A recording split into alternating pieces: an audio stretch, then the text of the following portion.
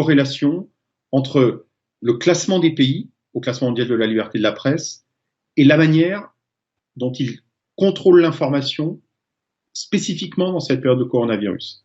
Et avec, d'une certaine manière, une augmentation des inégalités entre les pays. C'est-à-dire, les pays les pires, les plus mal classés au classement mondial de la liberté de la presse, sont ceux qui prennent des mesures les plus radicales encore contre les journalistes. Les conséquences pour les journalistes sur le terrain, elles sont malheureusement souvent assez effrayantes.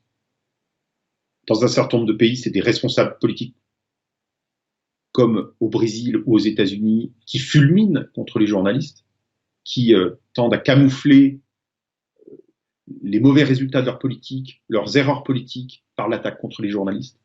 Dans d'autres, ce sont de nouvelles législations qui sont adoptées.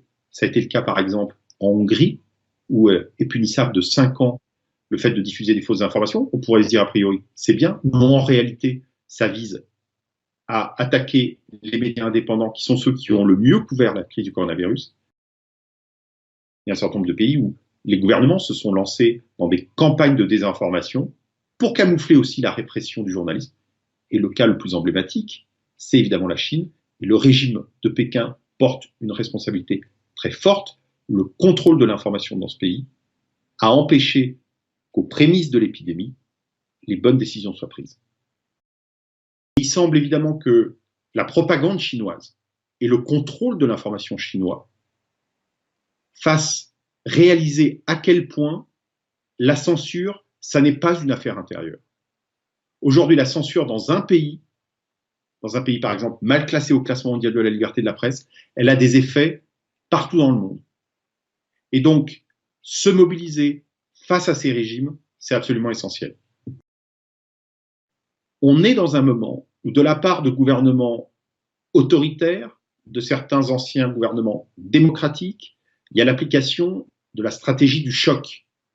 Cette stratégie du choc qui consiste, c'était d'abord une notion économique, mais qui consiste pour des gouvernements à prendre parti, à prendre l'opportunité d'un choc psychologique, d'un choc politique, ça peut être un coup d'État, pour faire passer des mesures qui normalement ne passeraient pas. L'Organisation mondiale de la santé a parlé d'infodémie, de propagation de fausses informations à l'occasion de l'épidémie. Dans l'histoire des démocraties, il y a toujours eu des mécanismes pour favoriser la fiabilité de l'information, en garantissant le pluralisme.